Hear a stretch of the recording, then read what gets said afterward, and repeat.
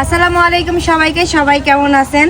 আজকে আমার হাতে ঝাঁটা, তো ঝাঁটাতে কি করবো এটা তো আপনারা বুঝবারই পারিতেন না, আপনারা মারবো না। আজকে আজকে আমার ঘরের ট্যুর আপনারা দেখাবো। আমার হচ্ছে রাজপ্রাসাদ। তো কয়দিন থেকে আপনারা জানেন আমার কি উপরে যাচ্ছে, ঝড় বৃষ্টি, অবস্থা খারাপ, বাড়ি ঘর নাই।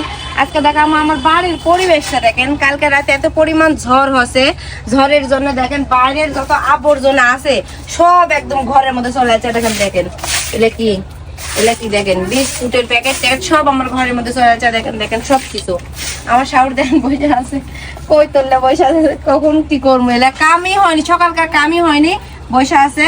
আজকে কবিতা রান্না করবো।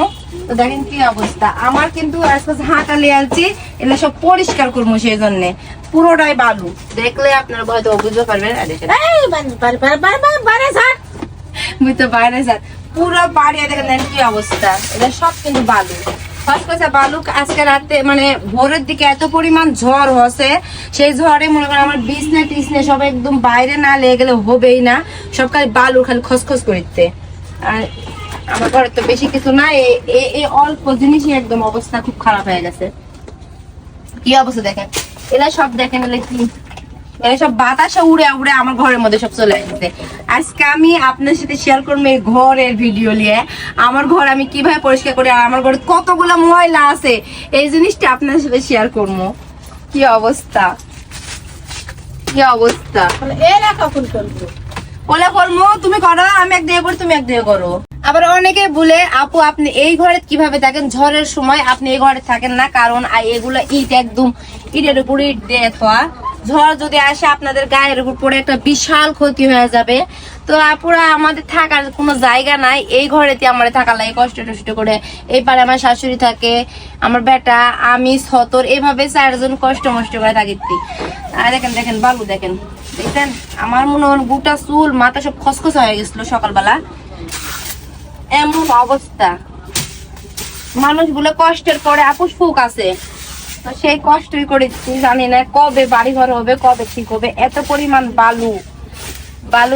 আর এই জিনিসটা দেখেন, এই দেখেন কয়েল, যেরকম মনে করেন বালু সেরকম মশায় একদম হাত পা একদম শেষ করে দেয়। কয়েল দেখেন আমার শত ফোনটি ধরায় তুলছে।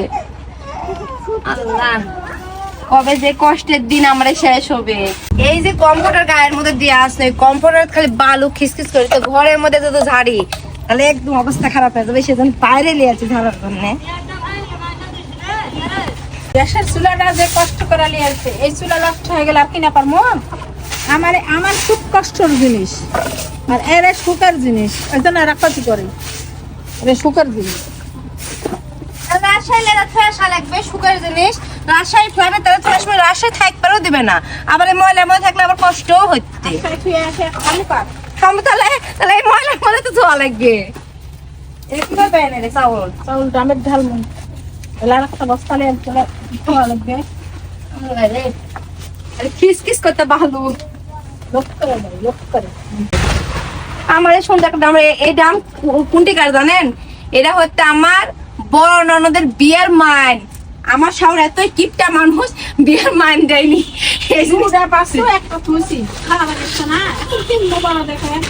আমার কিন্তু ডাম নাই আমারে। এটা হচ্ছে আমার বড় ননদের বিয়ের মাইন, আমার শাওর চুরি করে ধুয়ে দিছিল, ওই জিনিস দেখা ছিল না মানছি।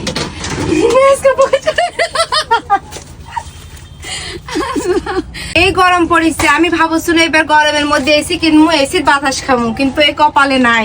এই ফ্যানটা কিনেছে সতর, আমার 2টা ফ্যান কিন্তু আছে, চাতাল ফ্যান, এটি চাতাল ফ্যান এসি কিনবো, ঘরটা সারা হওয়া লাগবে। কোটা তো বলেছি এই ঘর এসি হয় মানুষ, চাতাল ফ্যান টাঙ্গানোর মতো ব্যবস্থা না, সেজন্য এরা নিয়ে আসছে আমার সতর। এরা ভালো হচ্ছে, সেই শান্তি হচ্ছে ঘুমায়, এটা ভালো হচ্ছে। আমার এসি সব করার টপিক দেখ। আমার শাওরের স্বপ্ন সেই বড় বড় বিশাল বিশাল বাবা।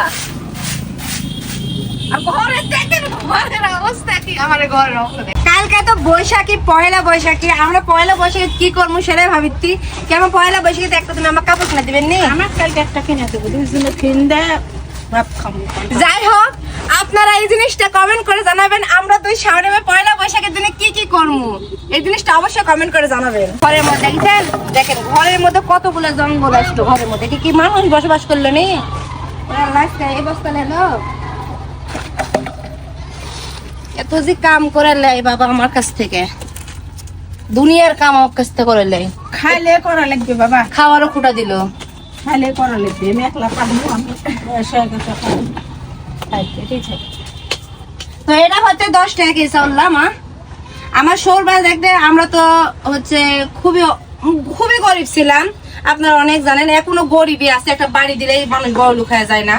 তো তখন আমার শহরে কাট করে দিছিল চেয়ারম্যানে কাট করে দিছিল 10 টাকা কেজি। আমার শোর মরে গেছে, এখনো আমরা পাই। যাই হোক, আজকের ভিডিওটা এই পর্যন্তই। সবাই আমাদের জন্য দোয়া করবেন। এই ঝড় ঝাপটের দিন আসিতে জানি না কিভাবে এই ঘরের মধ্যে আমরা থাকবো। আপনারা দোয়া করবেন আমাদের তাড়াতাড়ি যেন বাড়ির কাজটা হয়ে যায়, আমরা যেন তাড়াতাড়ি বাড়ি তুলতে পারি, তাহলে আমার শান্তি। আজকের ভিডিওটা এই পর্যন্তই। সবাই ভালো থাকেন, সুস্থ থাকেন, সবাই শুভ কামনা করছি। আসসালামু আলাইকুম।